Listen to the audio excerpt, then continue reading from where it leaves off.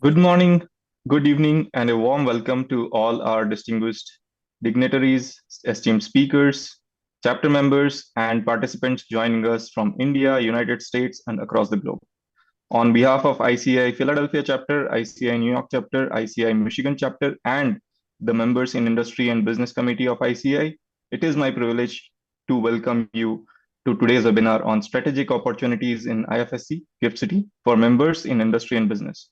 My name is Punit Bardia, and I serve as a director of events and member outreach for ICI Philadelphia chapter. I am a finance professional with over 10 years of experience in financial planning, business operations, and business finance leadership across global organizations. It is truly an honor to serve as a moderator for today's session. Joining me as a co-moderator is CA Siddhanta Goel, Director of Michigan chapter of ICI. CA Siddhanta is a chartered accountant with global experience in financial planning and management consulting. And I look forward to moderating this session alongside him. Sid, over to you. Thank you, Puneet. Before we begin, we would like to express our deepest gratitude to torchbearers of our beloved institute. We extend our respectful regards to CA Prasanna Kumarji, Honorable President, and CA Mangesh Kinareji, Honorable Vice President of ICI, under whose visionary leadership and the profession is continuing to reach new heights. Today, as Puneet mentioned, this is a collaborative event across Philadelphia, New York, and Michigan, and the CMIB. Which is headed by the CA Dr. Anuj Goel, Chairman of the Members in Industry and Business Committee and Central Council member, and CA Preeti Savlaji, Vice Chairperson of Members in Industry and Business Committee. And with that, I would give it to Puneet back to introduce. Thank you, Sid. Today's webinar is a wonderful example of collaboration among our ICI chapters in United States. We are privileged to have with us CA Dheeraj Panjwani, Chairman of ICI Philadelphia chapter, an accomplished leader with over 21 years of experience in Oracle ERP implementation, AI-enabled solutions, and digital transformation. CA Devang Prajapati, Chairman of ICI New York chapter, who brings over 24 years of experience in international taxation, cross-border transactions, and strategic advisory services. CA Purnima Chakka, Chairperson of Michigan chapter of ICI, an accomplished finance leader with extensive experience in financial governance and strategic decision making. We sincerely thank all the chapters for their support, as well as ICI for this collaboration in organizing today's event.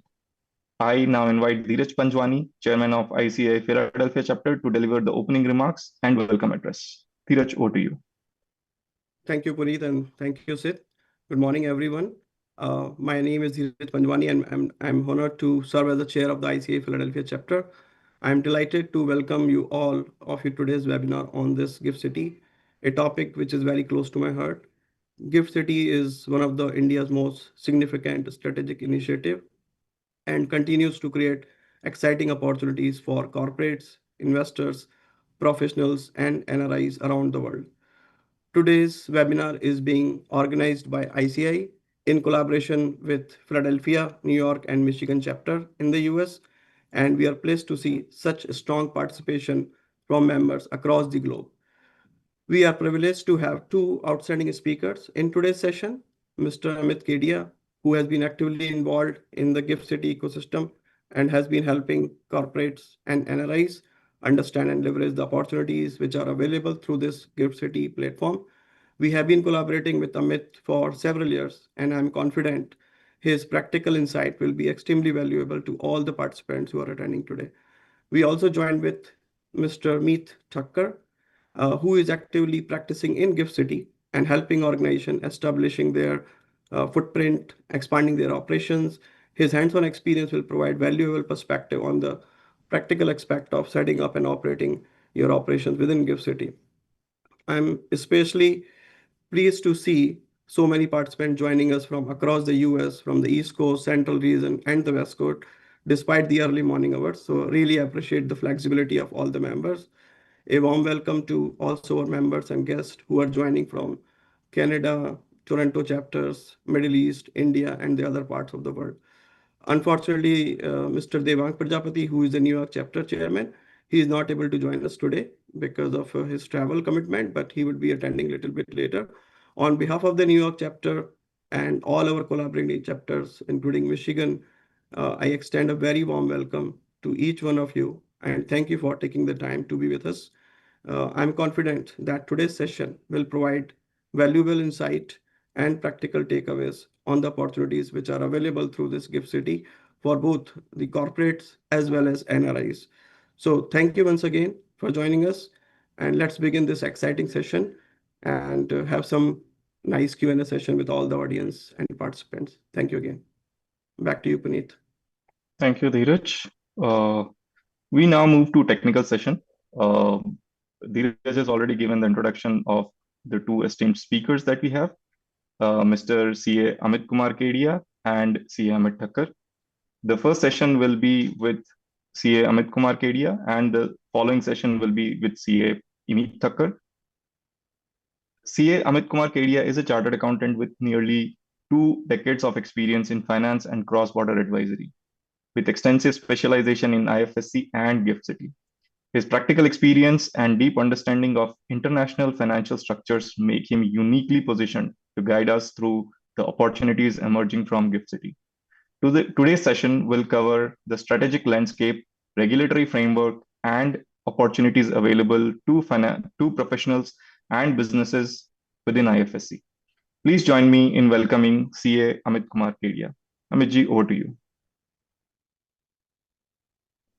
Thank you very much, Puneet, for the sweet introduction, and the committee and all the 3 chapters of US for giving this opportunity for discussing and interacting with all the members across the globe. So, good morning, friends, good evening, and some of them to good afternoon also.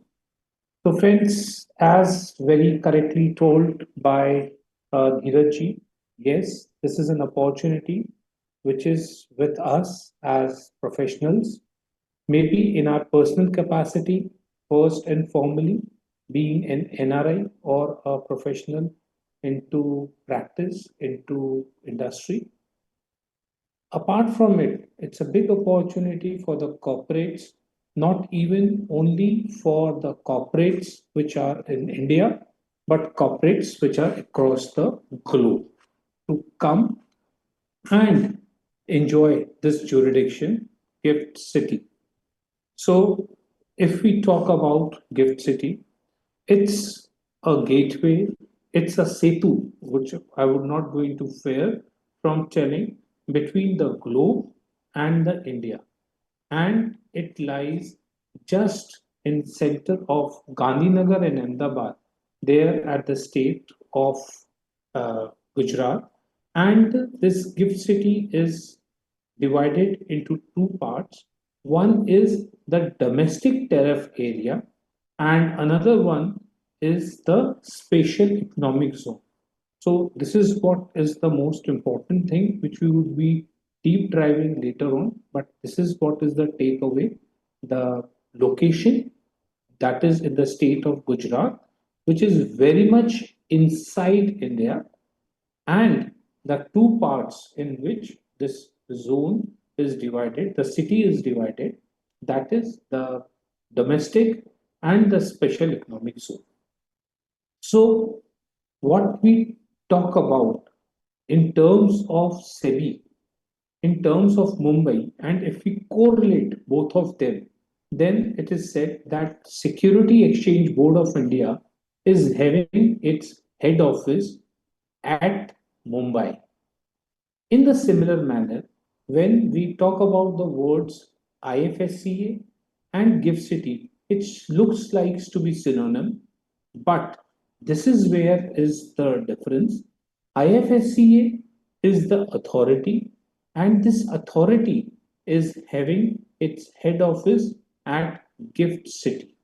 Now, when and how this authority came into birth, it is way back in 2019 when the IFSCA Act was passed by the Parliament of India.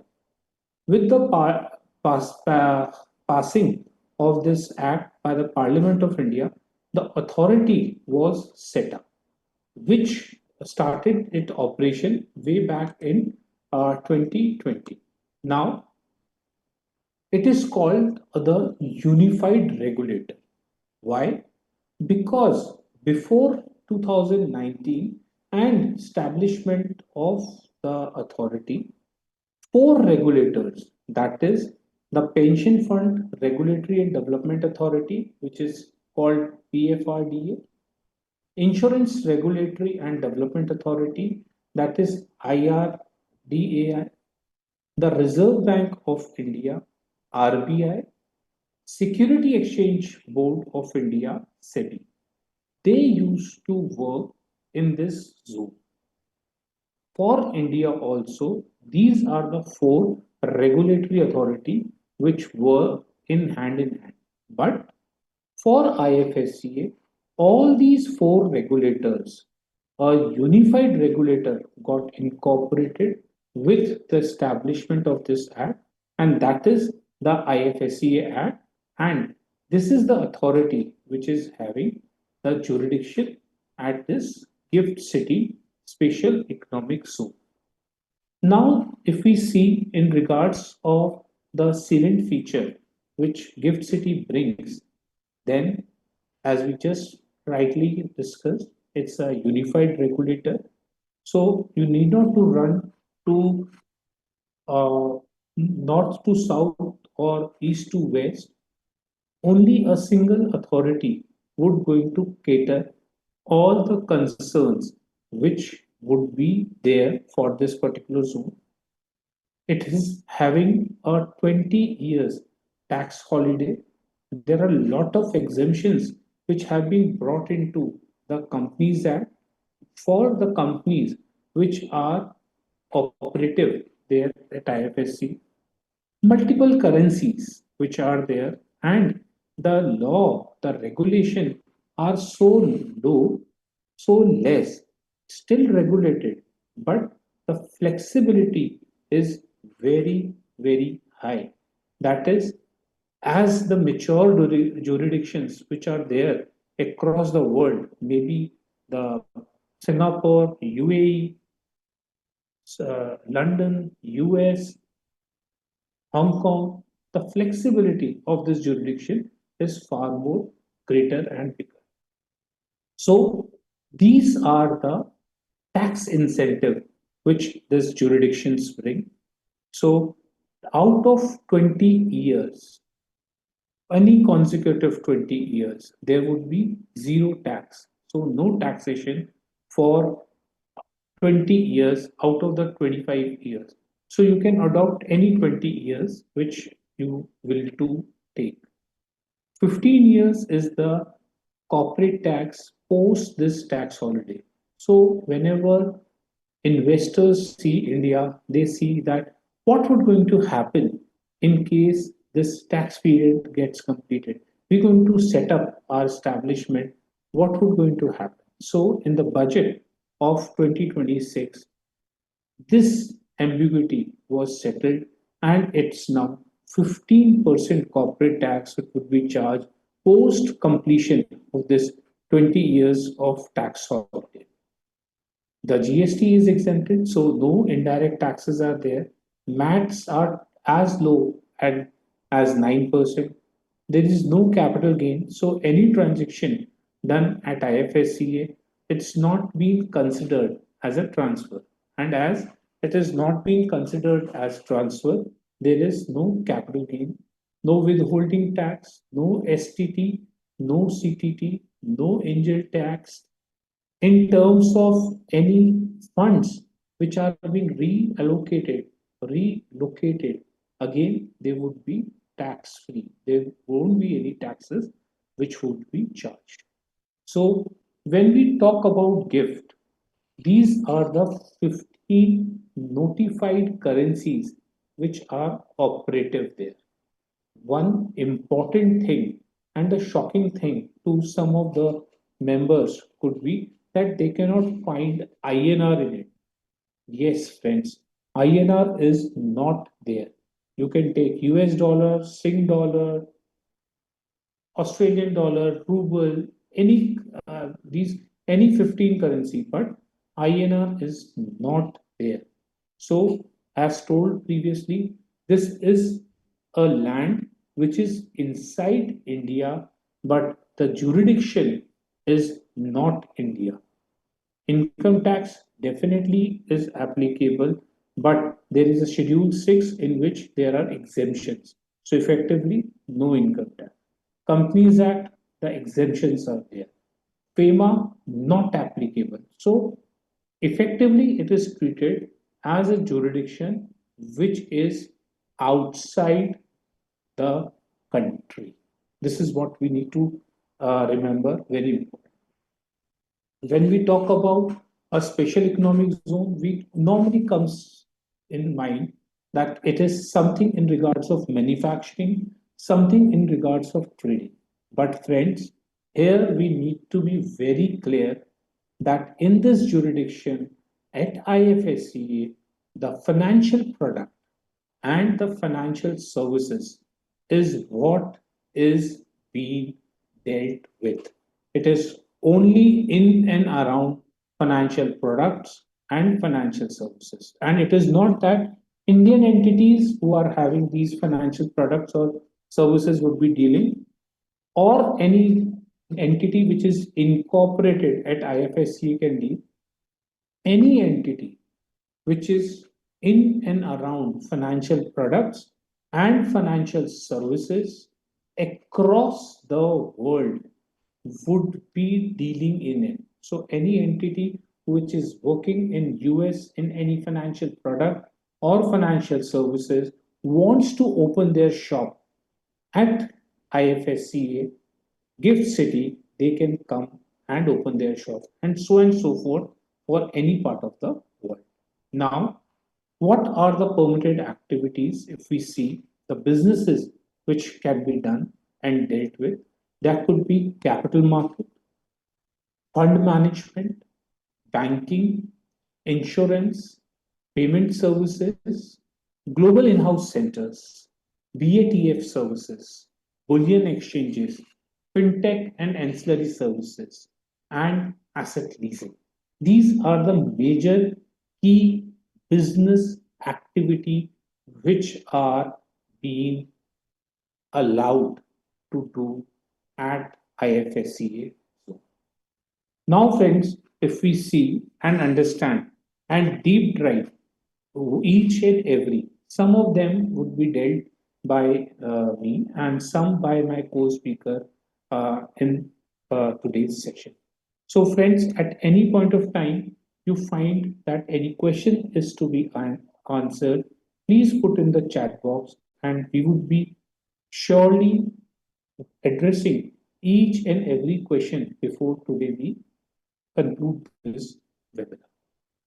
So, friends, if we see in terms of the ecosystem of the bank, so there are around 40 banks there, and out of these 40 banks, around 16 banks are international banks, banks which are not Indian PSUs or Indian private banks, and the rest of these banks are Indian PSUs and Indian private banks. So, in totality, if we see, there are 40 banks across the world which are operating. And when we talk about these 40 banks which are operating, these 40 banks would be operating in those 15 currencies which we have seen previously, the notified currencies.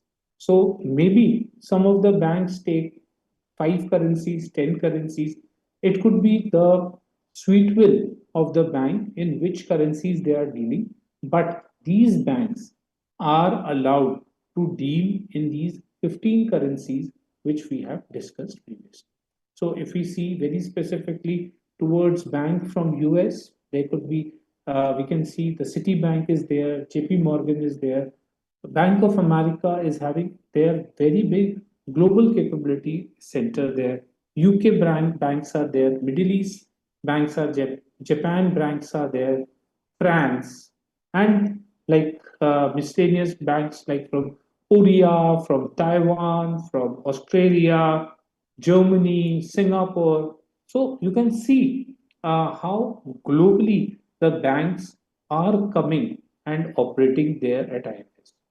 Now, if we talk about very specifically towards ourselves being an NRI or our clients who are NRIs, then they can open their bank account maybe in terms of saving, current account, in terms of fixed deposit, and as we know, the currencies are too big. That is, 15 of them can be dealt with. Apart from it, if we see the fixed deposit, then fixed deposit could be from 7 days to 15 days, and they are market linked. So because of them being market linked, we would going to get the best rate which is available across the globe on the basis of demand and supply. And apart from that, it is the tax benefit. That is, as we discussed, whatever incomes are being happening at the gift city zone, they would be taxed. Now, if I am an NRI sitting at any part of the world in the same currency in which I am keeping my currency in that particular country or bank, similarly, I can keep that amount in the gift city branch. Again, it would be not treated as money which is there in India. It would be treated as a money which is outside India. Apart from that, there would be no taxes. If I, as an NRI, is planning my retirement, then I can very well easily bring this money in land of India. That would going to give me a comfort in terms of any nomination which I look forward, because internationally the nomination facility is not there. If the laws we do take care of, the Indian laws would going to be there in terms of the gift city jurisdiction. If we see in terms of rate of interest, the loans which is being seen, then they would be far more lower than as compared to what if we are dealing in India, if we are raising these loans from India. And as told previously, FEMA would not be. It would be a easy KYC, a video KYC, which would be helping us in opening these accounts. And the tenure could be more than 7 years also. So this is what has been a jurisdiction which is again in my country, in India, but then also the money is treated which is outside the country. Now, friends, if we talk about the capital market as an opportunity at IFSC, so if we are talking about the capital market, it is not that the capital market of IFSC. It is the capital market of the world which could be brought into IFSC. So any of the entities which are listed across the world, across the stock exchanges, can be brought into as a dual listing at IFSC. Friends, we all have heard way back in early 2000s, late 1900, when Infosys brought their IPO and then they went for their ADR at US. Now, similarly, if a US entity brings an IPO there at US, can bring their dual listing, their follow-on listing at IFSC. Entities from India have moved, startups from India have moved outside the country to Singapore, to Dubai, to US, the Silicon Valley. Now these entities can see that they can come and list themselves at IFSCA. Again, they would be remaining outside the country, but they would be enjoying the capital of the world and the capital of Indian citizens. Apart from that, the IPO or the follow-on issue they would be bringing, that follow-on issue would be in the home currency they want to bring in out of those any 15 currency, and the money could be remitted to any part of the world. Businesses which are having their footfall in India, they can think of bringing these entities, getting them listed and enjoying the capital from Indian investor who can come and participate. Similarly, sustainable finance, where green bond, carbon market participation, sustainable linked bond, ESG focused investment funds. These are the upcoming opportunities. There are more than 175 bond listings which have already been done at the IFSC jurisdiction. So the intermediaries which we are talking, maybe in terms of the brokers, the depositories, the clearing members, the distributors, the custodians, credit rating agencies, investment bankers, investment advisors, debenture trustees, research entities, these all intermediaries, we are not talking about a particular country. Across the world, these intermediary can come, get themselves registered, and participate with this ecosystem. So, if we are CFOs of any of these entities which are across the world, we can see and evaluate the opportunity. If we are chartered accountants of these entities, we can see and evaluate the opportunities these entities can come and get themselves registered at IFSC. Now, what advantages these people would be getting?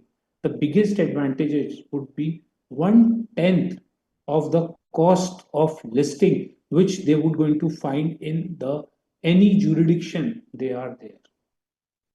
Another, the operation cost would be far more lesser. There would be a big investor base of Indians who could participate in these issuance, and with this the liquidity, the broader sense of the investor would going to increase. So with these opportunities, if we see now in the budget also, the level, the percentage of deposits, the NRIs who can participate individually or jointly have been increased. All the transactions would be happening into foreign currencies, and the debt instrument and the exchanges which are there would be always be there for the support. So with this, friends, I just take a break for the questions that could be taken as of now, and then we move forward with our second part of the session. So Puneet, like I would request if there are any questions, we can first take them and then move forward. Yes, Amitji. Thank you for the great insights, Amitji. We have two questions from the members who have joined this session. So I'll take one by one. So first would be like we want to know the benefits of setting up businesses and what is the process for uh, easy trade finance transaction from IFSC. That's the first question. So see, that this would be like bit covered. Second part, bit part would be covered at our later presentation. But I can just give you an overview of it. Like there are 15 currencies which are available at the IFSC as of now. There is the global in-house center, the GCC, the Treasury Center. That could be one which could be set up. There are like many financial products, like the forex hedging is available here. There are like many financial products which are available there. So combined together, they would going to create an advantageous position for any of the entity which comes and set up at IFSC. Thank you, Amitji. Ultimately, like the cost is because the cost, human capital cost is far more lesser if we talk about any jurisdiction across the world, and the cost of real estate is far more cost effective. So rentals, the operating cost we can say is far more lesser as compared to other mature jurisdiction which are available as of. Agree. Thank you, Amitji. So just a quick thing to the audience. You can post your questions on the chat. Meanwhile, Amitji, I have one or two questions, if you may allow. Uh, just wanted to understand during the presentation, you have mentioned that we have tax exemptions, right? So in the IFSC, in the gift IFSC like how does this tax exemptions in IFSC translate into measurable cost savings for financial institutions and investment funds? So if we see, there is no direct taxes which are there. There is a exemption for 20 years, and post that it is 15%. So if we talk about after 20 years, we would be, if we take today's rates only, we would be second cost effective tax jurisdiction, because Dubai would be lower than that. Apart from that, no jurisdiction is having 15% corporate tax. So this is how, like, we are in an advantageous position. There is no indirect taxes. There is no stamp duty which is there. There are no taxes in terms of the capital gain. So completing all these along with the technology and the talent pool which is there, it makes it a very perfect jurisdiction in terms of taxation. Okay, thank you, sir. There is one question from the audience, and it's from the NRI perspective, people who have settled outside India. So, how can an NRI trust the Indian legal system when it comes to real estate? We have seen countless home buyers in India left frustrated and possession promised, but we never received. So, how can you give a clarity on that people who are investing there are safe? So basically, this question is not directly linked to our session, but then also, like, I can just tell you like how gift can help. Gift can help in terms of REITs and InvITs products, which is which would be available there. So these REITs and InvITs products would be, or the tokenization products which would be available in days to come. These would be invested in completed and income generating assets. So for per se gift or like the real estate, this is what like is there on my tables as of now to say. Yes, real estate market is there in India. You need to see and do a due diligence, and definitely like there are risks which are always attached to any Yeah, investment. definitely there are risks, and you need to do your own due diligence. Thank you, sir. Uh, One more question from the NRI perspective again, like how do the products offered in GIFT IFSC cater? Like how do they cater to the investment and wealth management needs of NRIs? So again, like there's a whole basket of opportunities in terms of investment, maybe in terms of AIFs, ETFs, REIT, InvIT, family fund, portfolio management services.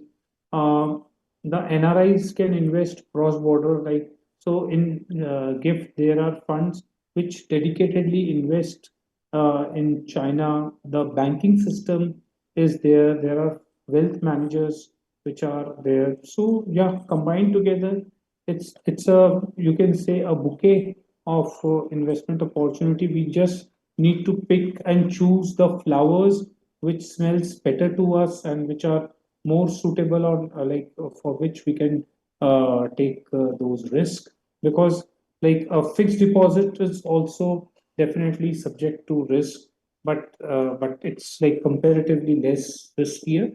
So, like according to our risk appetite, we need to just pick and cherry pick the opportunities and the products which are available. Thank you, sir. There's a question from India perspective now. Like, what are the cross-border banking activities that can be carried out more efficiently from GIFT IFSC? And like, can you give a brief insight? What will So be I the will, I tax will, I exemptions? will going to tell you like yesterday, if I needed to take a $10 million loan also, I needed to either run to Singapore or to London. But now, like this is not required to me.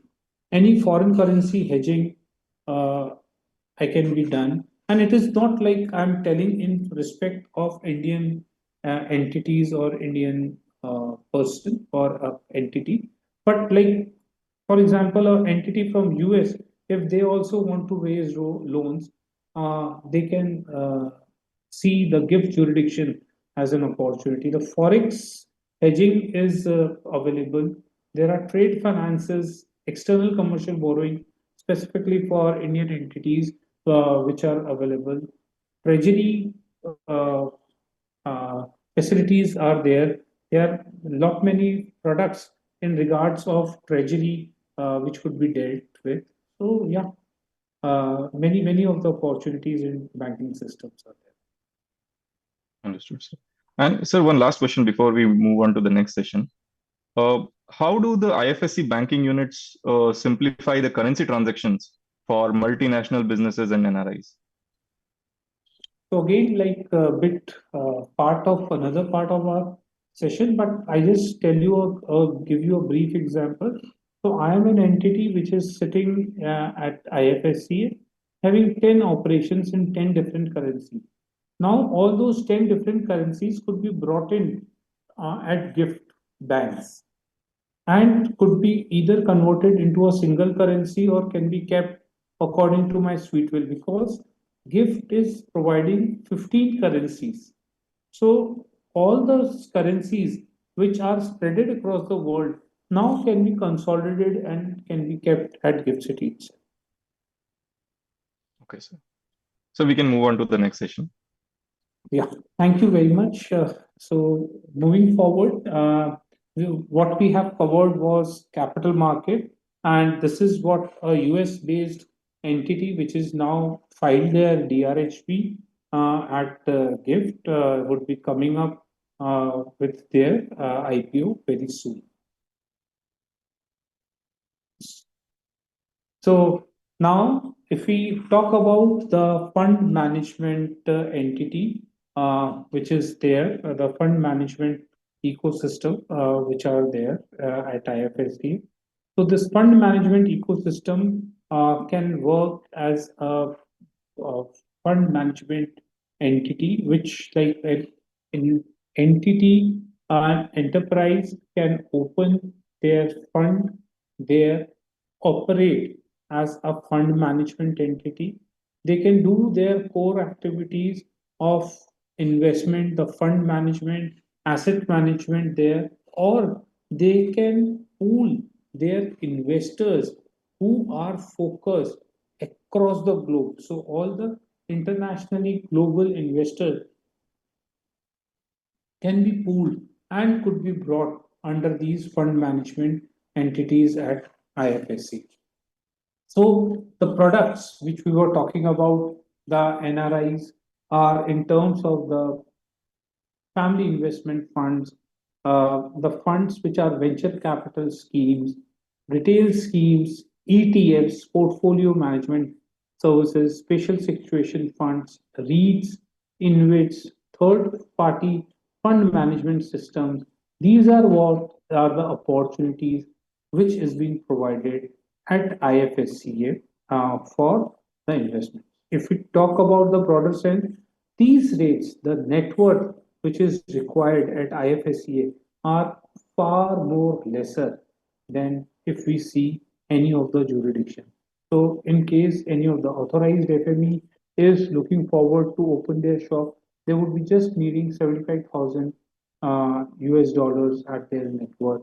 For the restricted FMEs that are the non-retail, they would be requiring only $500,000, and for the registered FME, which are in the retail category, would be requiring only 1 million US dollar as their net worth. So, with these FME, the whole of the gambit, or you can say the galaxy or fund management, would be captured. And the venture capital scheme just required less than 50 investors. So do the retail restricted scheme. Retail scheme, there is no cap, so they can be not many investors. There is no higher cap which is there in the retail scheme.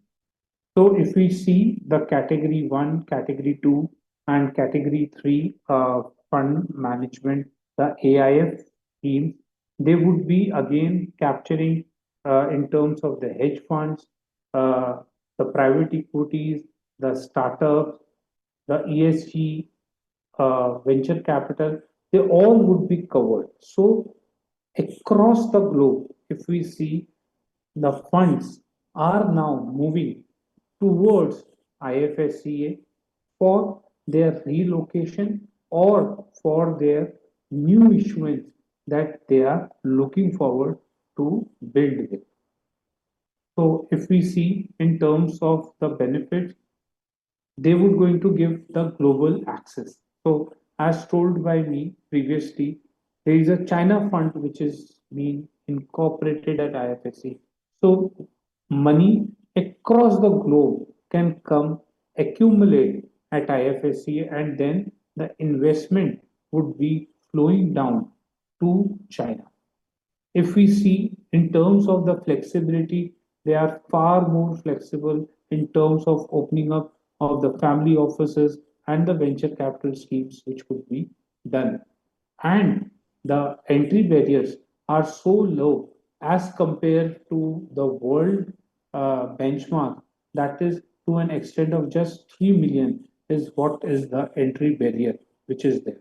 And asset managers like the one which are there at IFSCA, maybe the Morgan Stanley, BlackRock, Templeton, Hinds, they all are there, having their headquartered as an asset managers at US, but now they have started their operations at Gift. Moving forward, if we see and understand the corporate treasury at IFSC, so now any of the entities which are there across the world, spreaded with multiple offices, can put their office as a global corporate treasury office in IFSC. They can accumulate their operation across the world, and if any of the part of the world the fund is required more, or if at any part of the world the fund is required to be pulled back, these operations could be done from a single jurisdiction.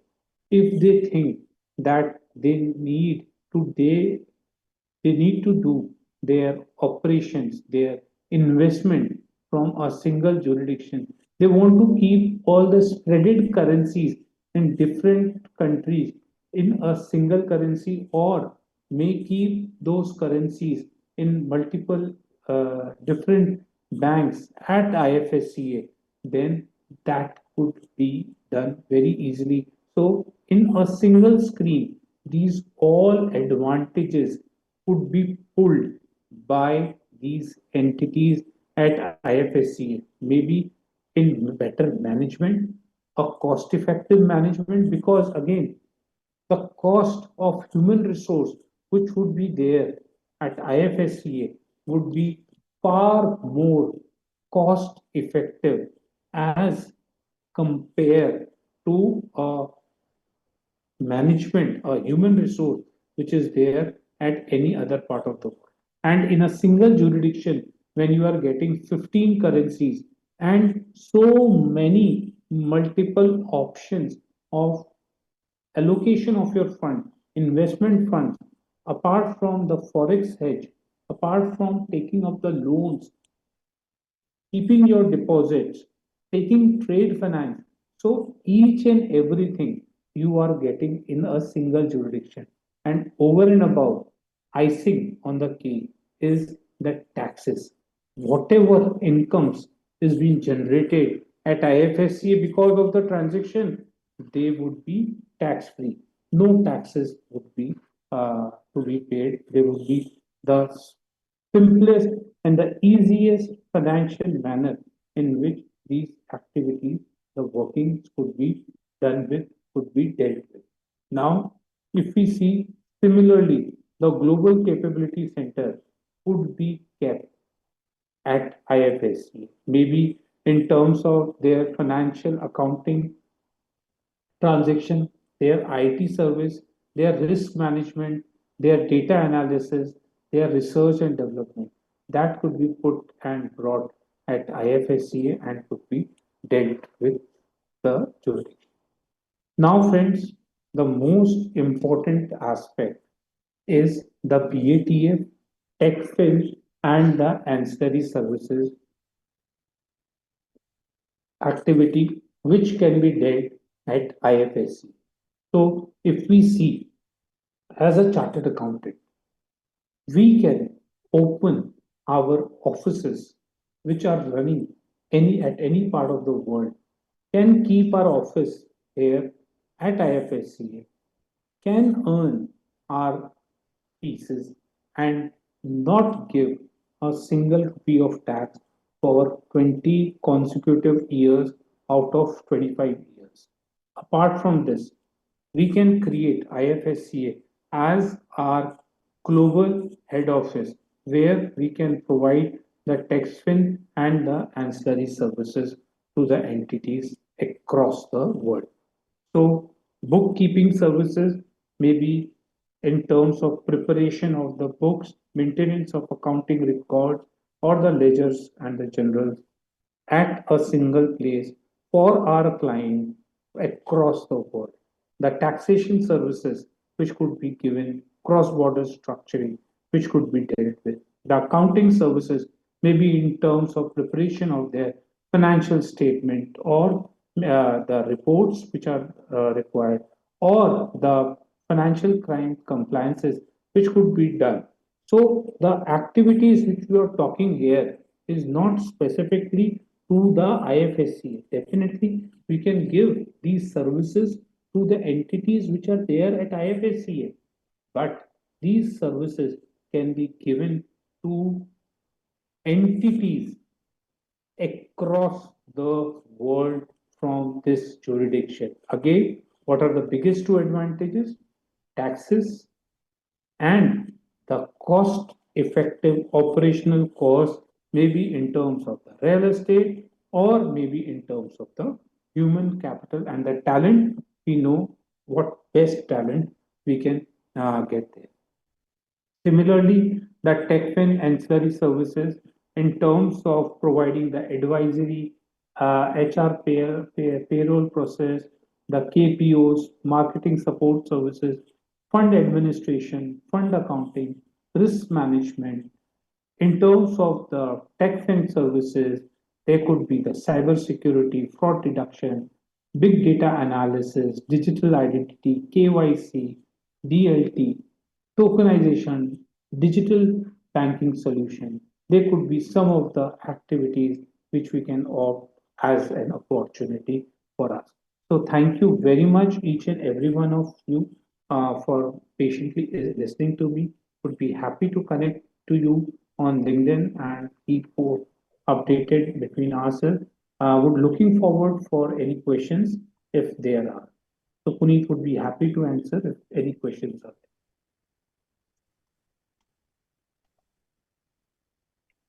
Thank you, sir. So we have a question from the audience. Does Gift City operate as an independent exchange for listed papers? Listed papers there, like other global exchanges? Yes, Gift City, as told to the audience previously, it's absolutely a independent jurisdiction. So you can say Gift City is just told as a city, but I would going to say or refer that Gift City in itself is a country. So, in a similar manner, a country is having its own capital market ecosystem, its exchanges. Similarly, do the Gift City have? Gift City currently have two exchanges, very well known as the Bombay Stock Exchange and the National Stock Exchange in India. So, both of these exchanges have opened their wholly owned subsidiaries at the IFSC. One is Indian INX and one is INX. So these are the two exchanges which are currently available at IFSC for getting any of the equity or the debt listed. not only from India or GIFT IFSC jurisdiction, but any of these subscriptions, any of these entities can come and get listed from across the world. Okay, thank you, sir. There is one more question that we have received. How does the GIFT IFSC strike the right balance between the regulatory oversight and the operational flexibility for fund managers? So, as told, like definitely taxes one thing which is like there in terms of opportunity. In terms of the regulator is new. The regulator is learning. The regulator is flexible. So whatever jurisdictions the regulator has seen in terms of the mature jurisdiction, the regulator have adopted them. The regulator is there to listen. So they are having a flexibility of coming up with a more flexible regulatory environment. So in that manner, if we go to a jurisdiction which is a matured one, which might be not so cost effective as compared to what IFSC is having, and that jurisdiction might be, Namaskar, sir. That jurisdiction might be far, that jurisdiction might be far more flexible as compared to IFSC. So IFSC in totality would be more flexible, more cost effective. Thank you, Amitji. Hello, Anuj sir. We will just take one or two more questions before I hand it over to Sid.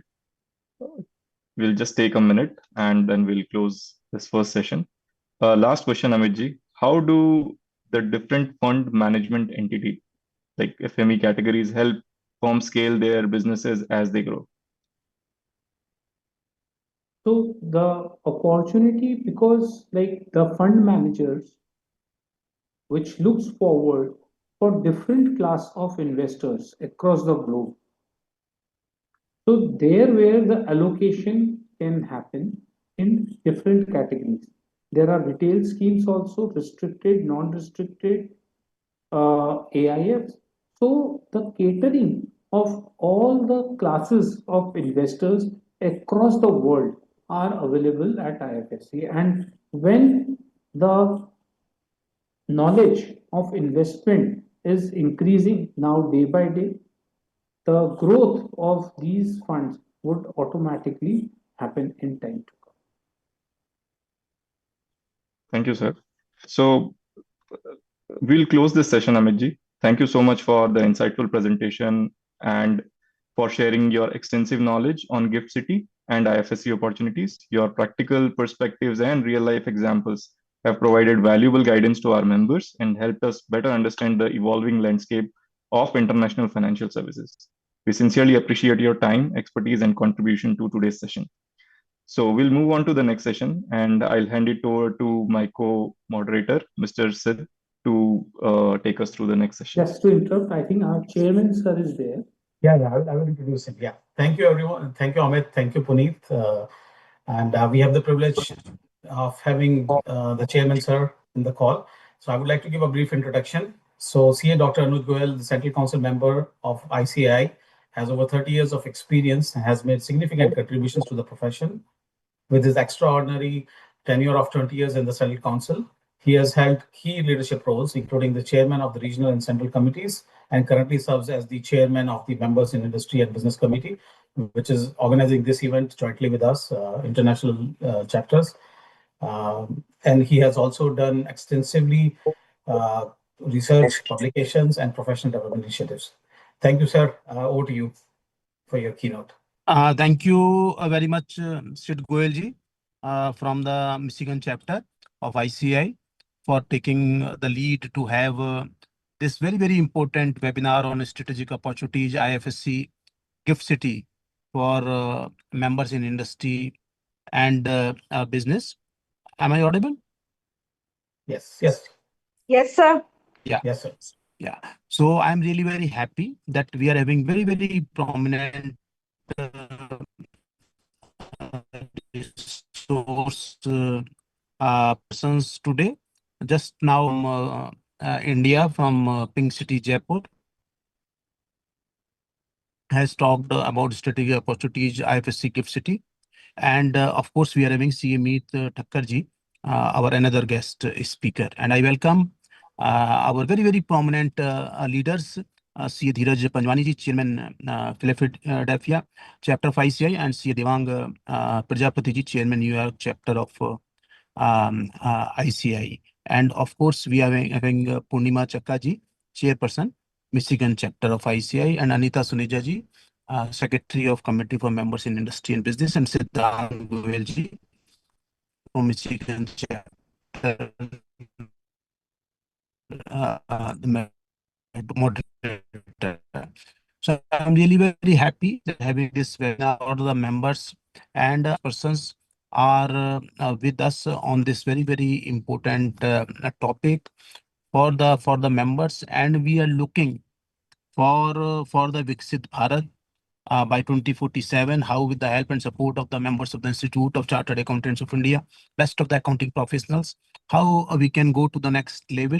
And before 2047, if India is having the potential to grow by 11-12%, and if we will be having growth rate of 12% GDP, then we can very well understand that maybe quite earlier than 2047, we may be the developed country once again. Why I am talking once again? Because we were the developed countries, we were the most developed countries of the world on number one position, and we were generating more than 50% GDP of the entire world. And at that particular point of time, we were the Sone ki Chidiya. The entire world was known that India was the Sone ki Chidiya, and due to that reason, the eyes of each and every invader was on the wealth of our great country, Bharat. And I think the time has come that we have to show once again that we do have the potential, the dedication, the devotion, the commitment. Our DNA has all the virtues due to which we are contributing in each and every continent of the world. And if something new is happening, anywhere in the world, I think the Indians are there to contribute in that invention. So I think this important topic, strategic opportunity in IFSC Gift City, is very, very important. And this webinar forms part of our ongoing commitment to equip chartered accountants with the knowledge and perspectives required to navigate emerging opportunities in an increasingly globalized business environment. India's International Financial Services Center at Gift City represents a landmark initiative which is transforming the country's position in the global financial ecosystem. Over the last few years, Gift City has emerged as a dynamic hub for international banking, insurance, fund management, fintech, aircraft leasing, and other global financial services activities. Supported by a progressive regulatory framework, world-class infrastructure, and competitive tax incentives, IFSC is creating unprecedented opportunities for businesses and professionals alike. I urge all the chartered accountants in other parts of the world to please explore that how they can contribute in the gift city.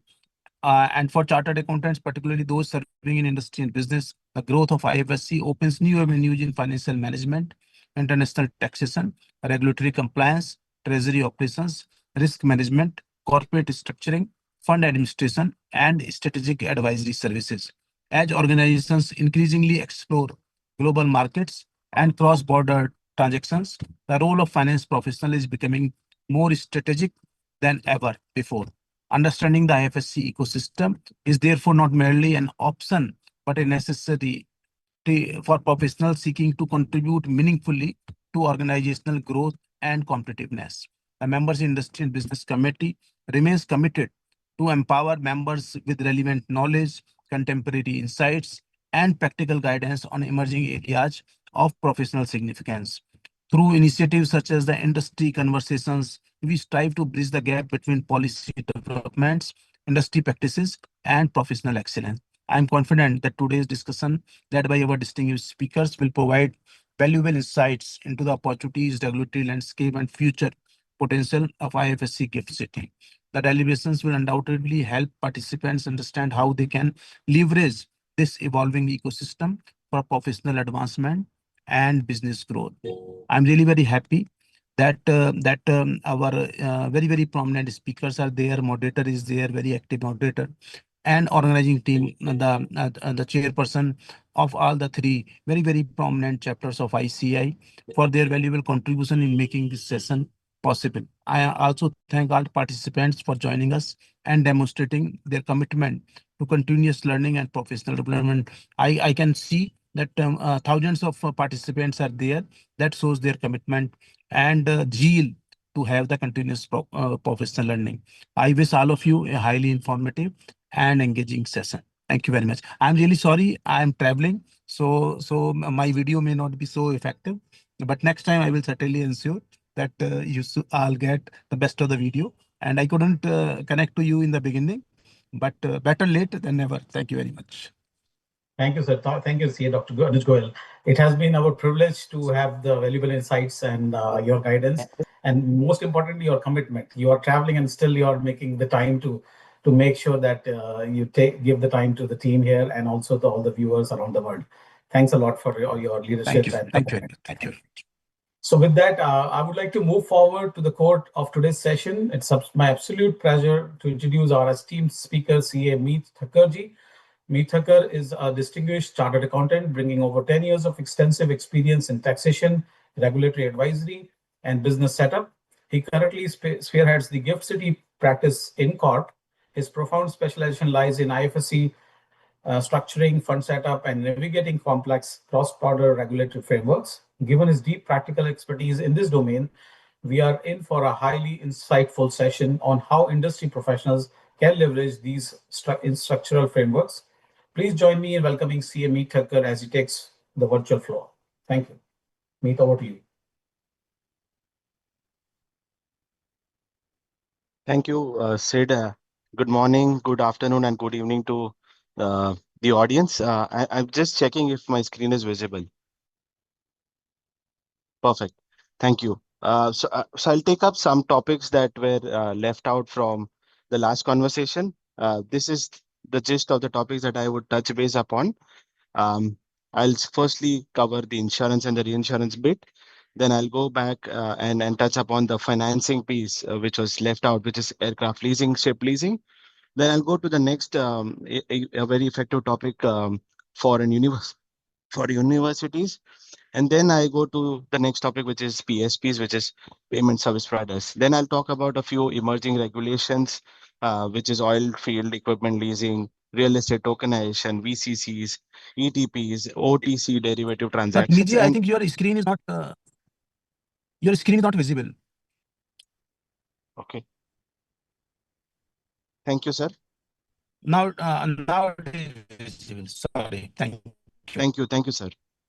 So yes, now it is visible. Perfect. So now I'll quickly go on and discuss upon the topic. So the first topic that I am covering here is insurance bit, where is my screen still visible? Sorry, I'm Yes. Yes, facing now the. Yes. you can see Okay, now. perfect.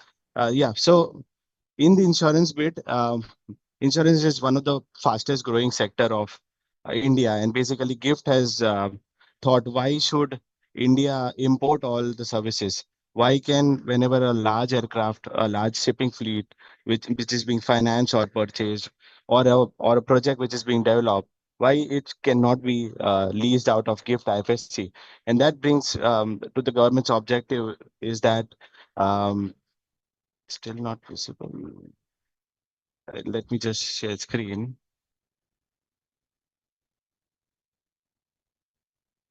I'm sorry for the technical challenge. Is it perfect, Sid, now? Yes. Okay. So the plan was from the government of India was why can't all of this be unwritten or underwritten from the IFSC entities, and hence the topic of insurance offices like an IIO, which is International Insurance Office, or an a triple IO, which is Insurance International Intermediary Offices, came into picture, and that's where the idea of uh, touching the market with growing assets, looking at infrastructure investments and their insurance products based out of GIFT, aviation, marine, energy, and all those kind of products can be leveraged out of GIFT IFSC. So that's where the market opportunity lies, and there were specialty risks also which were being underwritten. I'll cover what IFSC is covering today.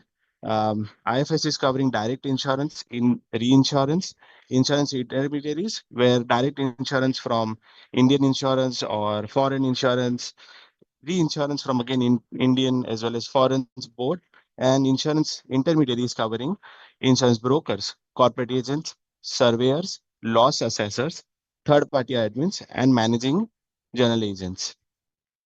Moving on, in the direct insurance domain, they are covering life as well as non-life insurance products. Yeah, yeah, sorry. In direct insurance, they're covering life and non-life products. And in direct insurance, they're also covering standalone health products. Whereas in insurance, everything which direct covers is being covered in the reinsurance part. Now, when I talk about the eligibility of the setups, a branch of an Indian insurer or a foreign insurance, which is already regulated in their home jurisdiction, or in India, which is IRDA, can register their branch. By registering a branch, you just save a 1 or 2 odd month time in your incorporation process. Whereas in a wholly owned subsidiary or in a JV model, you may look at corporate structures, etc. Then there is a option to also set up an insurance cooperative society, which is based out of India and registered in IFSCA, regulated by IFSCA. And then there are syndicate members or consortium members of Lloyd India, which are registered with Lloyd, who can also participate in this ecosystem. And this cross-bordering risk transfer originates either from India or from overseas. Both can be covered in IFSC. Okay. Coming to the main insurance making or insurance producer kind of a um, approach, we saw that what kind of requirements are there. Now we move on to insurance intermediaries, where insurance brokers, corporate agents, composite brokers, which do direct or reinsurance deals, surveyors, who are the ones who look at the product, who decide the value of the insurance, etc. In case there is a loss assessment, loss assessor also comes into picture. Then a third party administrator who will just look at from a bird's eye view that everything from an insurance perspective is going fine. And then a newly introduced concept which is called managing general agents, where they are also authorized by foreign insurers to underwrite certain deals, and they play a very very critical part of the ecosystem wherever underwriting was a challenge earlier. So this managing general agents regulations have been just introduced in the last month, and a lot of entities have got traction, and they are participating in this license piece. Again, when you are going for an insurance intermediary license, you can look at a branch and a wholly owned subsidiary setup, where there are capital requirements starting from 100K USD to 550 USD uh, for certain license, and and it goes up to 675K for composite brokers, where they want to participate in the whole kind of ecosystem. Moving on, what are the governance requirement for an insurance player? The insurance players would generally need a PO, which is a principal officer who is wholly and solely responsible for business operations, and then a CEO, which is uh, responsible for regulatory compliances, governance, AML, CFT, KYC purposes, etc. And not only you need a POCO, they also need to be based out of the SCZ ecosystem, physically out of the IFSC area, having their local presence on ground in GIFT IFSC. They also require to maintain the minimum net worth, which we discussed in the other slide. They also need to add more experienced person as and when the business grows. So only the PO and CO is the starting point. If you have other responsibilities, other liabilities, multiple businesses being taken care out of a gift, then you need to add your KMPs around it as well. A quick check on how many entities as insurance manufacturer or reinsurance manufacturer policy makers are there in gift, which is 36 at this moment. Intermediaries are 34 at this moment, and in the last quarter, 0.2 billion premium was written by the insurance policymakers, and 0.13 billion US dollars were transacted by the insurance intermediaries. Moving on, the aircraft and the ship leasing ecosystem. So India is going large on their infrastructure expenditure.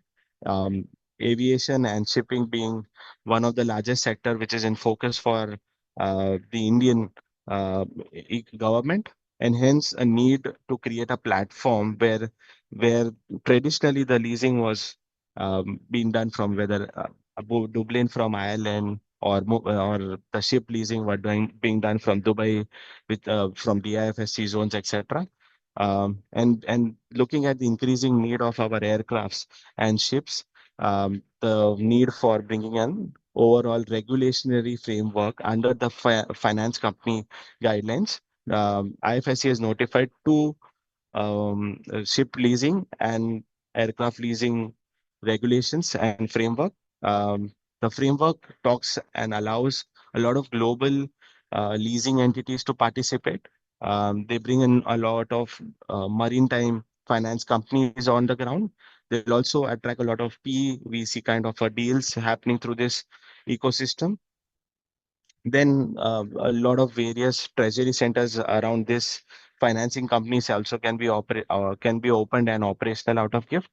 Then the original equipment maker. So not only the ship, aircraft, or the ship vehicle is being leased, their core products like engines, etc., can also be leased out of the gift ecosystem. Then there are support service entities like AMCs, leasing platforms, tech services, etc., which also can be looked at when aircraft and ship leasing companies are looking at gift. What are the primary transactions that an aircraft or a ship leasing entity would do? They would do generally an operating lease here or a finance lease here. Finance lease, due to my practical experience, I've not seen finance lease happening on gift currently, but there is a provision to test the waters for financing lease.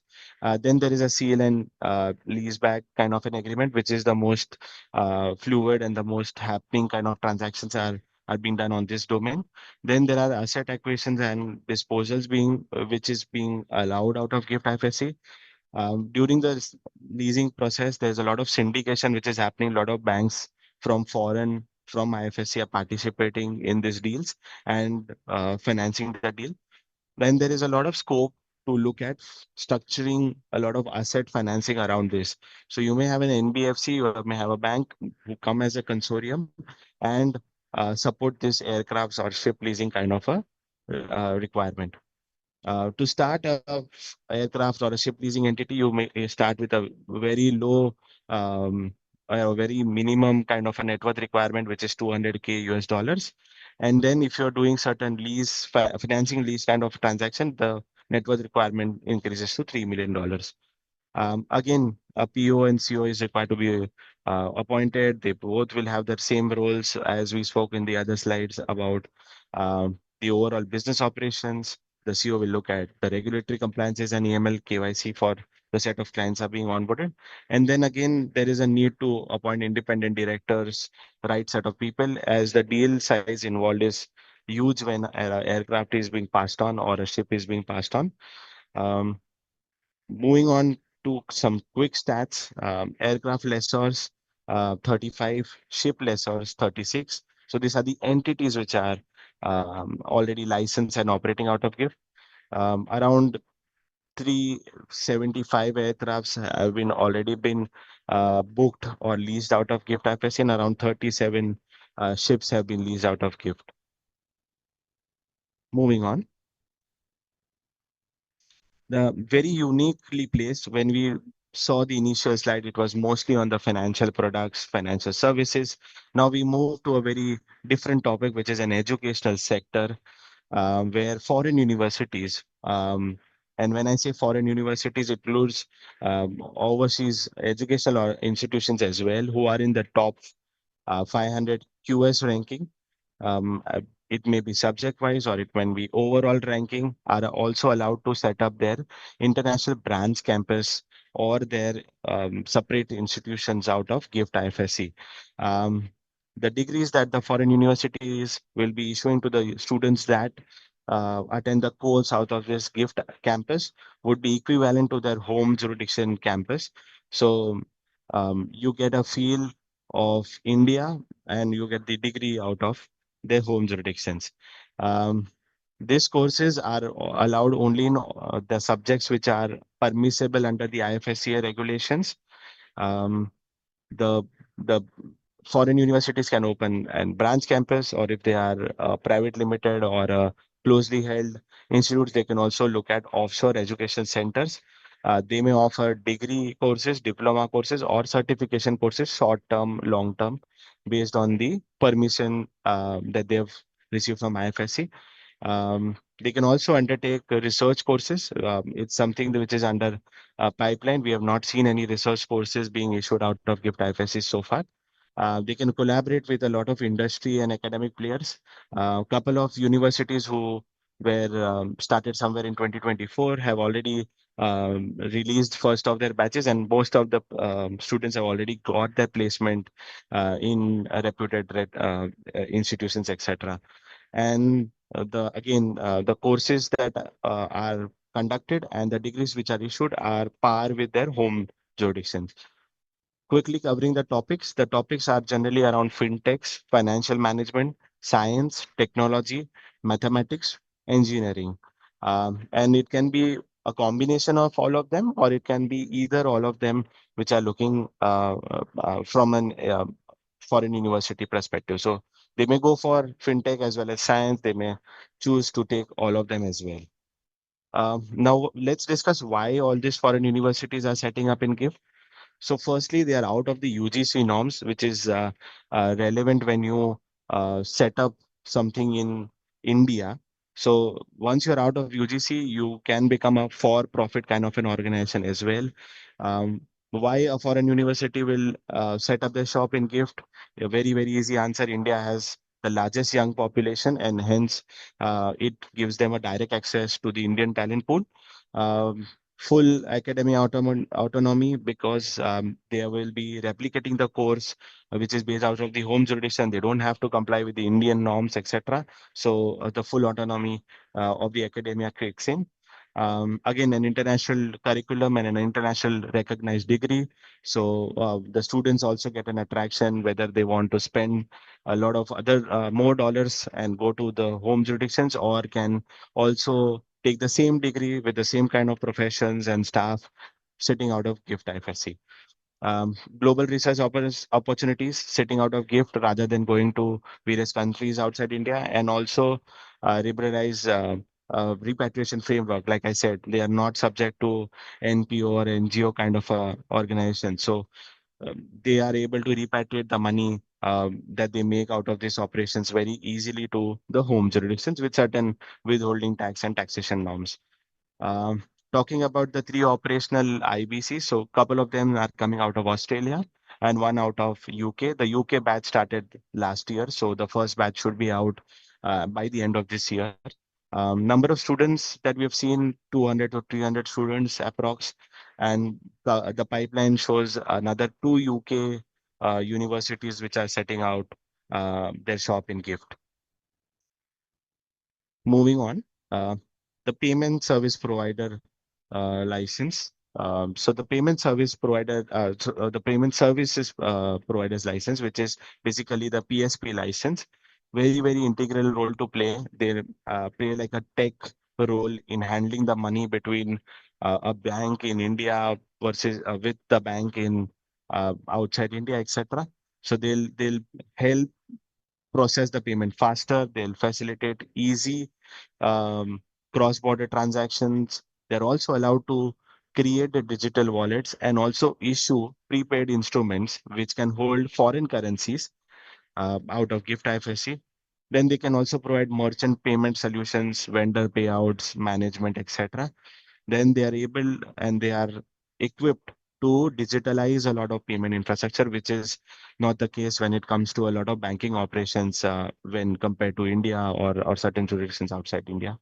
And then they are a very critical part of the fintech enablement idea of IFSC, which is one of the core focus areas.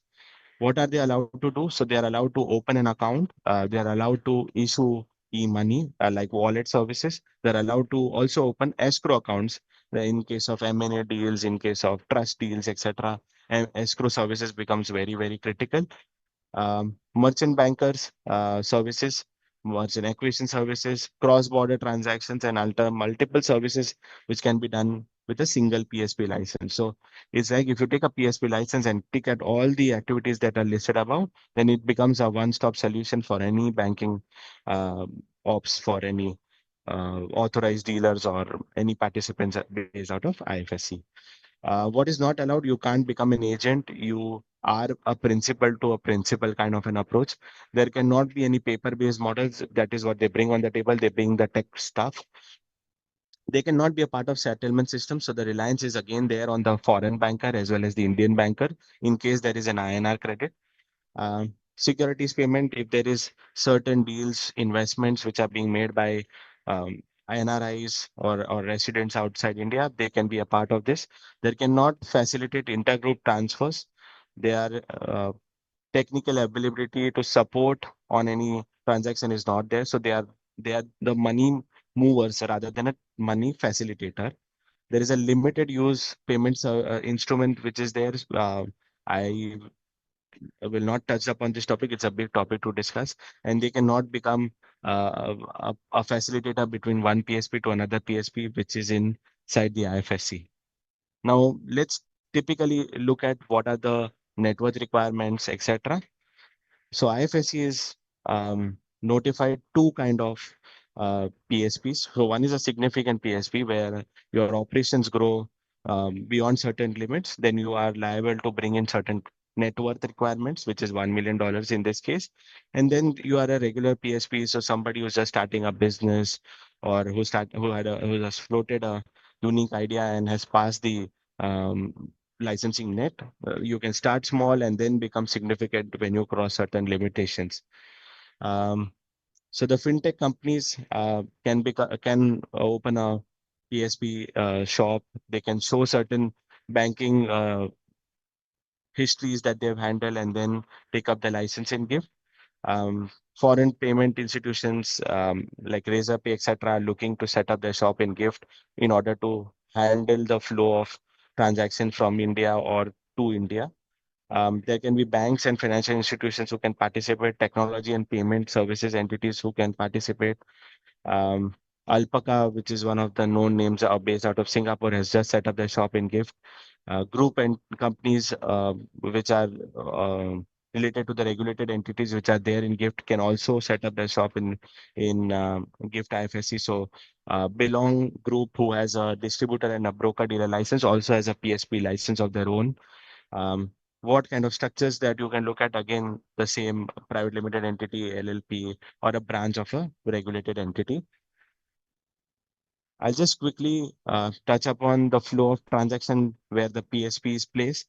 So whenever there is a sender of money, I'm just taking an example of an inbound kind of a scenario, but it becomes the exact difference on the other side of the arrows where it's an outsider transaction. So whenever there is a money flow coming in, the sender outside India, which is like a foreign bank, can drop in the money at the PSP in Gift. The PSP will collaborate with an IBU at the background who will have an escrow account where multiple transactions for that PSP is accumulated and then sent to various AD banks in India, and then it reaches to the beneficiary account. Currently, there are 4 PSPs which are operational. A few PSP got operationalized this month and the last month. So looking at more numbers, the amount of accounts that they've opened is 2,000 plus. The amount of transaction that they've handled is around 50 million, and there are 12 in principal approvals. So that means a lot of final approvals will be in place very, very quickly. I take a pause and see if there are any questions. Over to you, Siddhant. Yeah, sure. Thank you, Amit, for the insightful information. We are getting flooded with the questions actually in the meantime. So I will read out one of the questions. How students' loan will work for Indian students when attending a foreign university in GIFT, assuming the tax incentives are same as other foreign entities, that is 20 years with no taxes. Correct. So foreign loan providers, let's say we take an example of them being based out of GIFT, like an NBFC model. They'll be able to facilitate a USD loan or a AUD loan or a pound loan, and the loan provider, which is the NBFC, would be enjoying the 20 years tax holidays, and the students can facilitate or use their services in order to hedge or get better rates out of those kind of transactions. So, lot of entities are still looking at the PSPs for this kind of loan. So, AD banks will collaborate with the PSPs because PSPs are able to give the best rates and the smoothest transfer of money to this students which are looking at foreign universities or campus placements. Okay. Another question which has come is, can a foreign insurance intermediary establish operations in GIFT IFSC without an Indian presence? Sure. So any foreign university, foreign insurer can set up their branch or a wholly owned subsidiary or a subsidiary in partnership with the other group entities or third party financier and set up their shop. They have to just present their use case, their previous records, and IFSC would be happy to provide them a license within 3 to 4 months timeline is what we generally see. So the answer to this question is yes, and yeah, a lot of foreign reinsurer players have already stepped into IFSC. It's the number is more than 40 if I'm not wrong. Oh, perfect. And another question coming up is, what distinguishes operating lease and finance lease registrations under the aircraft leasing framework? So an operating lease would be somewhere where you use the tenure of your lease, use the machine or the aircraft, the ship, etc., and give it back to the owner of the ship. So it's a pure play, use and give back kind of a transaction. Whereas a financial lease will always end with an asset coming back to the lessor, so the lessee, basically. So you will not see a lot of deals in IFSC currently which are financial lease. Most of them because they were originated somewhere in Dublin and Ireland, and now because they are originating out of GIFT IFSC, most of the deals which are happening are operational lease kind of a transaction which is prevalent in GIFT. Another related question is coming up, which says, can aircraft and ship leasing activities be carried out under a single IFSC entity? Yeah, so very, very unique question and a very relevant question. Both businesses are actually very, very different. They have a very different risk appetite, different, um, you can say, license requirement, etc. But if an entity is capable of doing both the business in the same entity, it will be allowed to do it. We have seen a few deal regulatory license being issued for both the frameworks at the same point of time. Just that the regulators have a small caveat that they would want a ring fencing of liabilities as well as operations for both the businesses together. Okay, another question coming up is, are ECBs being facilitated through GIFT IFSC? If not, anything is in the pipeline? So I think a lot of foreign banks or Indian banks, you see the primary reason of setting up is ECB, because ECB from your home country will have higher withholding tax or can have a duplication of taxation if there is no DTAA, which is a double tax treaty avoidance agreement with the jurisdiction that the ECB is originating from. So most of the deals like MUFG, SMBC, they all started their business by doing ECB deals out of GIFT IFSC, and then they matured enough and then went on to account opening, NRI, depository, etc. kind of facilities. Okay, perfect.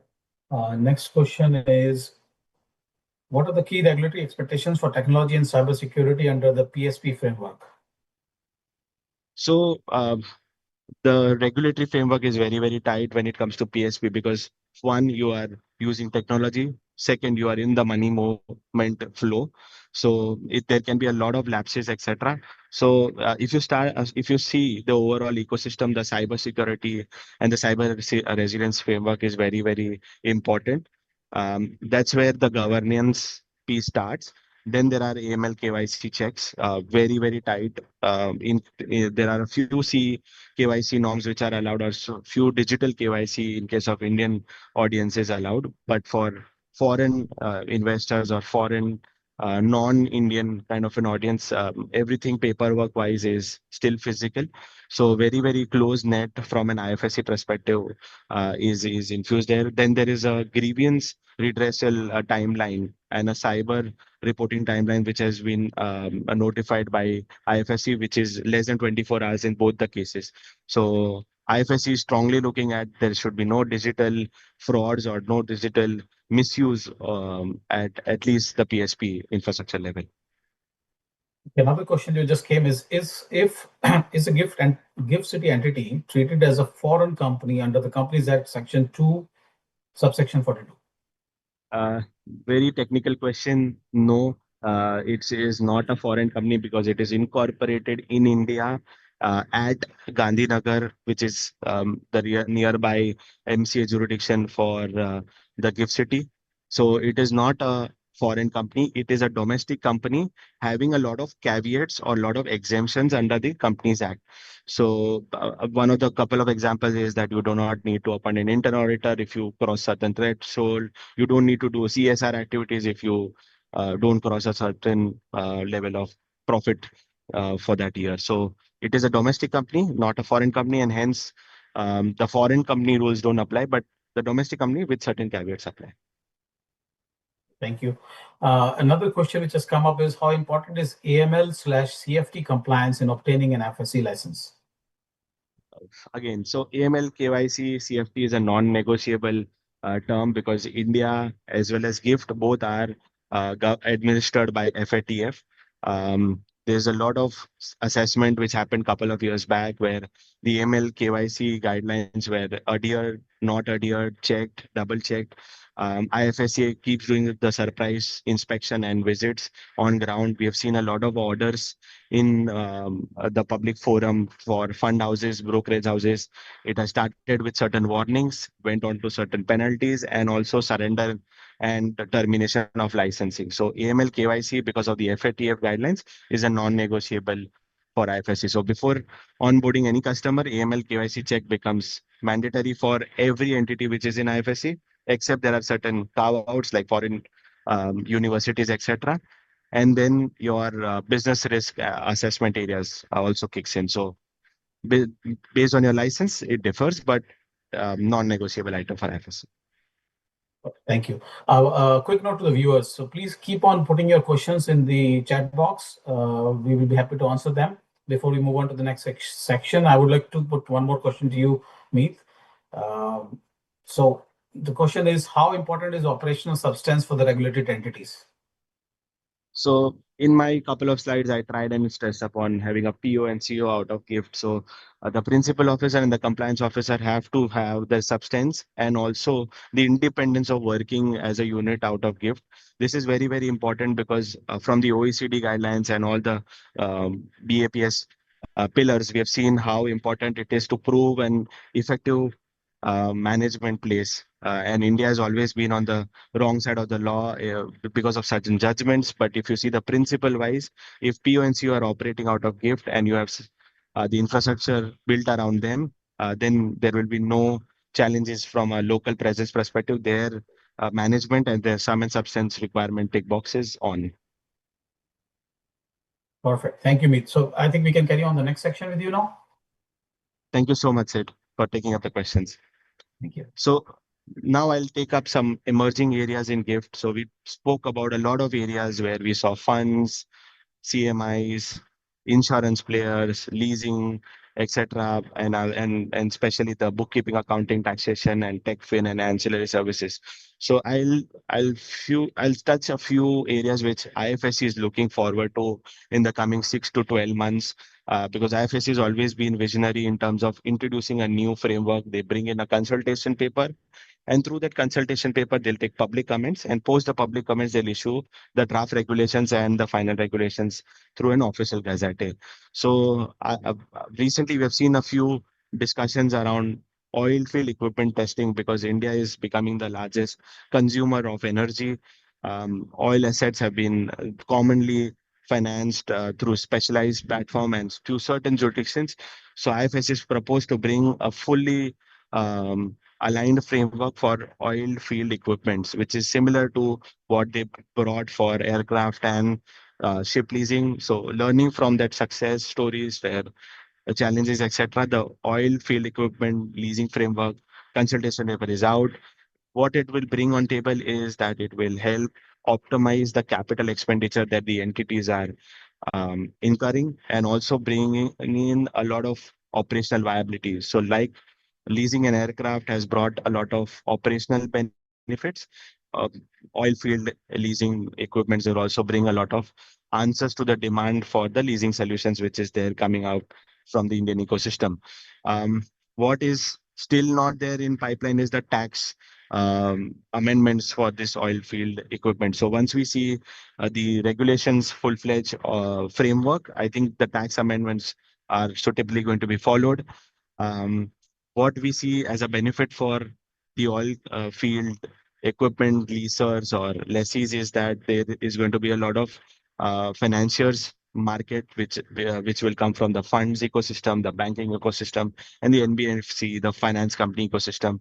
A lot of industrial assets, a lot of energy assets will get finance options from this platform. It will be a very good structured credit platform for certain sponsors, and a lot of global players would be looking at this leasing framework. Moving on. Another consultation paper for tokenization was brought in. It was only on the real asset tokenization. India has always been away from cryptos, NFCs, etc. So the tokenization paper, the flow talked about real asset being there on the tokenization platforms. Similar to a funds, they will be issued certain units, and the units will be representing, let's say, for example, in case of real assets, let's say there is a land parcel which is tokenized on a digital platform. So that the units of that digital platform will represent certain square meters, square feet of the land parcel. And that's how the transparency to the investors will be looked on up. What does the framework cover as their list of assets? We've seen equity shares, which can be tokenized, bonds, which can be tokenized, government securities also can be tokenized. Will be very interesting to see how government securities will be tokenized because globally, if you see, it stops at certain non-real assets as well. So you need to see this in gift ecosystem. Funds units, we know they all can be tokenized. Structured products, even trade receivables, we see out of various jurisdictions being tokenized. Then the whole package of real assets like commercial real assets, which can be InvITs, embassies, warehouses, industrial parks, energy assets like a gold mine, gas mine, etc. Data centers, we touched upon oil and gas mines as well. The aircraft's partial or a fractional ownership is also spoken about in the consultation paper, another unique area to look out for when the final framework is out. What will this bring? It will bring a lot of PEVC investments. They also spoke about certain commodities which can be tokenized, like gold, silver, etc. Um, Other precious metals like platinum, and also carbon credits and IPRs. Overall, if we see what is the benefit of tokenization, it brings in fractional ownership. So you do not need to own the whole asset. You can become a fractional ownership of that asset. You can own that as well. It becomes very easy to digitally represent that asset. And because it is digitally represented, it is very liquid because on secondary platforms you can also trade and bring in liquidity about it. It is very well protected because it is a blockchain a base kind of an infrastructure. What it will bring on table is also the efficient transfer and settlement with those tokenized assets.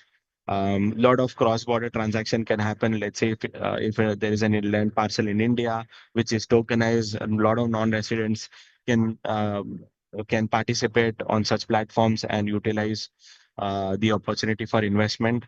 Um, it will obviously be easier to fundraise or infuse capital if you tokenize those assets, and it in all increases the investor access and broadbands the database. Moving on, another interesting concept which has been brought to discussion by IFSC almost a month back is the VCC structure. In global markets, we have seen a lot of VCC structure surviving, where the VCC is formed by the management shareholders who keep owning the platform, and they bring in opportunities for a lot of emerging fund managers uh, to use their platform like the VCC to launch a lot of sub funds. And the sub funds can be under various domains. It can be a P VC kind of a fund structure. It can be a real estate fund structure. It can be a debt focused fund structure, etc., etc. So this serves like an umbrella structure where multiple sub funds can or portfolios can be managed by one VCC. It is a very flexible capital raising framework. When traditionally, if you look at launching a fund, you need an FME, then you can launch funds when you are an authorized FME, and the fund launch where typically from a trust or a company or an LLP structure, and trust was the most prominent one. And then when you go to raise the capital, you almost lose a couple of months to complete the whole paperwork. VC structures across the globe, we've seen how smooth they can operate. So they're already live and running. You just go sign an SLA with the VCC company, take the sub fund X, Y, Z under your control, and the capital raising becomes fast. It's a very, very efficiently fund administered structure, because a sub fund can be administered by Mr. X. If he's running his own sub fund, Y can also look at his sub fund and not share data between each other. There's a complete ring fencing of the sub funds, so the assets and liability of the sub funds. So very, very suitable for hedge funds, EVC structures, globally accepted vehicle. And it reduces a lot of admin and operational costs, because if you own your own platform, you issue your own sub funds. For each sub fund, each platform, you keep on paying regulatory cost, etc. Um, very quickly covering the benefits for the investors. Entry and exits are very easy. NAV-based transactions can be seen for each fund and sub-fund separately. It's a better risk aggregation model and also an institutional accepted model. For managers, it is a very efficient capital management platform. Multiple strategies can be brought under one VCC, and through some different sub funds can be offered to their set of investors. Faster launches is possible, and also a lot of administrative burden is reduced. Um, I'll just cover all of this in my explanation about VCC. So I'll move on to ETPs. What is ETP? ETP is a electronic trading platform. Similar in Singapore, in UK, in US, there have been a lot of regulated markets where eligible products can be dealt on an electronic platform. In GIFT, we have seen money market instruments, securities, all being discussed in the consultation paper, which will bring in a lot of transparency for price discovery. Sorry. It will improve the market efficiency and liquidity. It will support a lot of participation from global investors.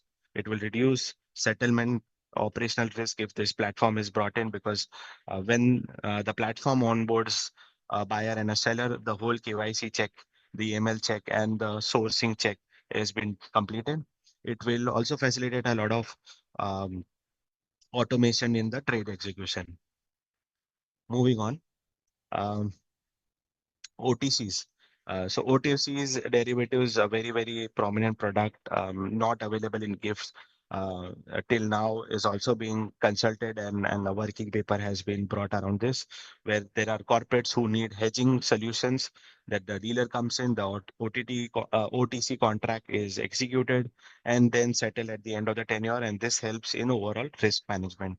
Um, I think I'll just quickly move on to registration process, which I think wraps up the whole uh, gift discussion. So define your business strategy, understand the feasibility, reserve your entity name, look at a space, co-working space or a fixed office space in gift, incorporate the entity, uh, go to IFSC for the for the licensing piece. And once the licensing piece is ready, and you are able to take the sundry registration and approvals and permissions, you can commence your business. Typically, we have seen 4 to 5 months being a very ideal timeline, but if you can also complete this within 3 to 4 months.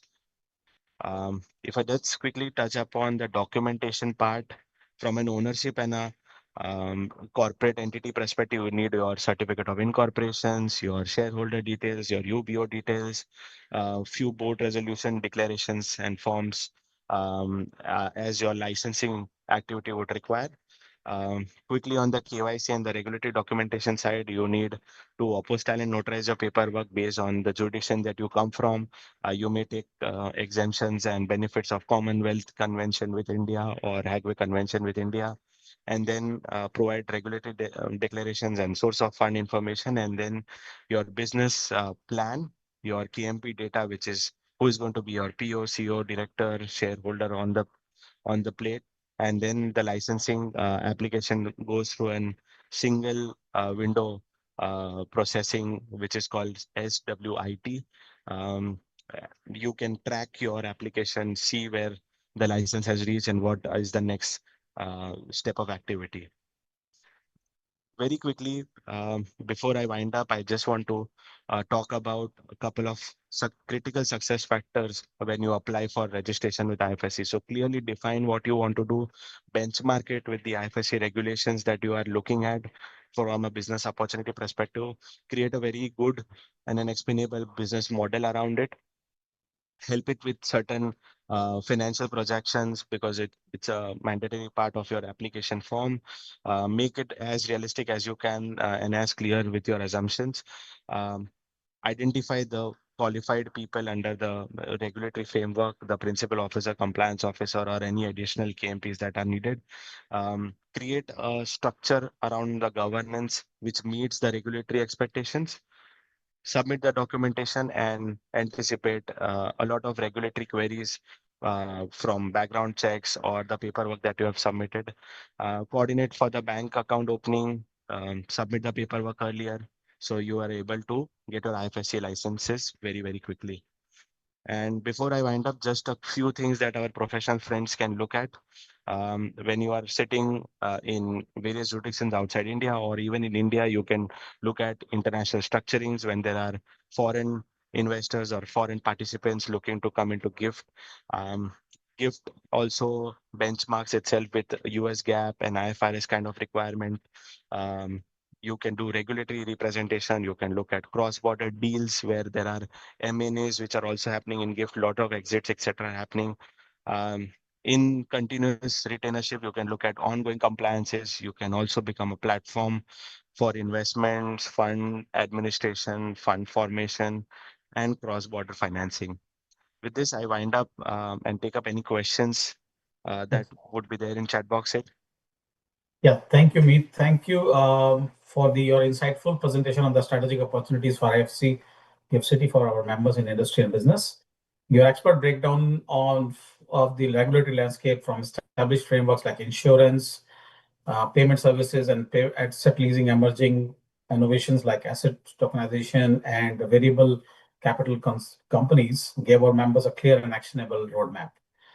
We have especially appreciate the practical guidance on registration setup and the critical role of finance professionals playing in navigating these cross-border opportunities. Thank you again for your time. Of course, we have few questions for both you and Amit actually. So can I go ahead and give you a break a little bit to breather, to have some Sure. water? In the meantime, ask Amit some questions. Sure. Okay. So Amit, over to you. One of the questions which has come up is I would really like to know if NRI opens a fixed deposit account, the timeline as to how long the interest income would be exempt. So the interest income would be exempt for the period because it's like the 20 years, and whenever like we would be going for the fixed deposit, as of now it would not going to exceed that period. So definitely the period of 5 years, 7 years, 10 years which you would be applying today, it would be exempted. Okay, I will go to the next question, and that talks about something on the lines of the foreign exchange. So, is there any monetary limit? Sorry, how do you countermeasure the forex risk from USD to INR and back in the GIFT City context? So one thing like we need to understand is like at GIFT there would be only 15 currencies which would be dealt with, and out of those 15 currency, INR is not the one. So whatever investments would be done through the intermediary or the fund manager who is there at IFSC, to whom we would be giving any of the 15 foreign currencies. So it would be the entity who would be taking care of the risk management. Once like the money is given in whichever currencies we are the fund or the intermediary is accepting, they would be returning back in that same currency. If they are investing in India, then the hedging or the exchange risk, if taken care, is to be done at the fund level. It is nothing to do with the investor side. Okay. So And for there's one more us, question. it would be Sorry. net. So for us, it would, as an NRI, it would be a net return which would be given by the fund. Okay. There's one more question. Is there any monetary limit on gifts from an NRI to a resident in India? So if an NRI is coming to give, there is no limit. But if an Indian is going to gift, then there would be a limit which would be set as per the Reserve Bank guidelines, and it would be operated under the LRS scheme, which is $250,000 per annum. Okay. There's one more question. It's a little bit lengthy one, so please bear with me. It says, do you have some information about the recent news around Indian banks offering FCNR deposit at 6.75%? Also, the 9x leverage.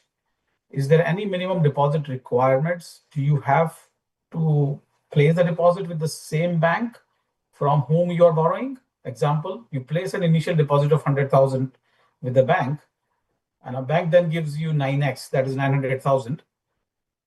Your total funds now become 1 million, and you place this 1 million with bank A. Is this right? Can you please send some information about this and any suggestion on which banks are better, ICSI, IDFC, etc.? So I think just 24 hours before, my AI avatar have given answer for this question, which is again like a very hot topic, you can say, or an hot opportunity for the NRIs and the PIOs.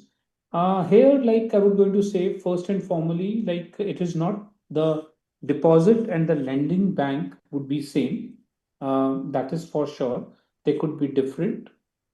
In second part, which is the easiest, I won't be able to suggest any of the bank because it would be an advisory, and like I would restrict myself in giving advice to any of the bank. What I can say is there are 40 banks in IFSCA which could be checked, and the currency matchmaking and the deal matchmaking could be evaluated, and things could be taken forward with. First, Thank you. the lengthier question which Mhm. was there, yes, the question was simple, but for the understanding of the other audience, so if I make a $1,000 investment or like a fixed deposit, if FCNRB with any of the bank, I can take a multiple arbitrage of 9 times of the same value. So that's difference of $1,000 which I am giving, which going to give me a 6.5% return in terms of what deposit I've made. So that would be one of my gain, and the 9 times leverage which I have taken against that, there would be a differential of 1%. So 9% would be the differential. So effectively 6.5 plus 9, 15.5% would be my return towards that $1,000 which I'm making. So that's a simple manner in which like this working is being done. So yeah, thank you for giving me this opportunity to answer. Thank you, Amit. Thank you a lot. So, Meet, one last question before I give it to Purnima. So, can one entity obtain multiple IFSCA licenses? Yes, the answer is yes, but it is subject to the IFSCA approval. I think we spoke that the eligibility criteria, the capital requirements, government expectations, risk management, and approvals, if are all in place, it is very easy to get multiple licenses. In fact, I would go on to say if you are a CMI entity and you apply for a broker dealer license and a distributor of financial product license, you have to just file one form in order to get those couple of licenses together. So under CMI regulations, it is one tick. Under PSP, it is also one tick. So multiple licenses can be taken under one entity. Perfect. Thank you. Thank you both. Over to you, Purnima, for the vote of thanks. Just to add on, like Sure. value to Meet's answer. If like there are different entities for which I'm applying in a single entity, but I need to see that the net worth in totality has been maintained. So that's like what I need to check. Thank you. Thank you. Okay. Thank you Over to for you, inviting. Thank you. Thank you, sir. Meet, I have one last question. It just flashed in my mind. I cannot stop. What is the key difference you see between securitization vehicles and the variable capital company? It sounds a little close to me. The sure, maybe. Happy to see your view on that.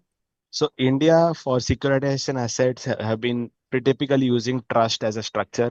Company word have never been in any scope. So VCC concept once comes in, it can be used for multiple opportunities, and securitization can be one of those in order to answer in a nutshell. But yeah, the VCC is going to allow us to move out of the trust structure where typically all AIFs, all funding, all debt kind of equity kind of deals were happening in the trust structure in funds ecosystem. Okay, makes sense. Thank you. It was very beautiful. The subject line. Thank you. Okay. Give Go me a ahead, moment. Purnima.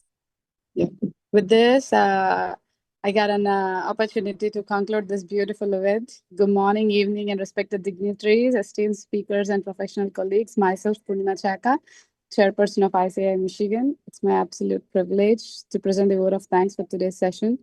This webinar has provided tremendous insight into strategic opportunity, IFSC Gift City, for members in industry and business. I'm promoting Gift City here to all the investors to look through to India.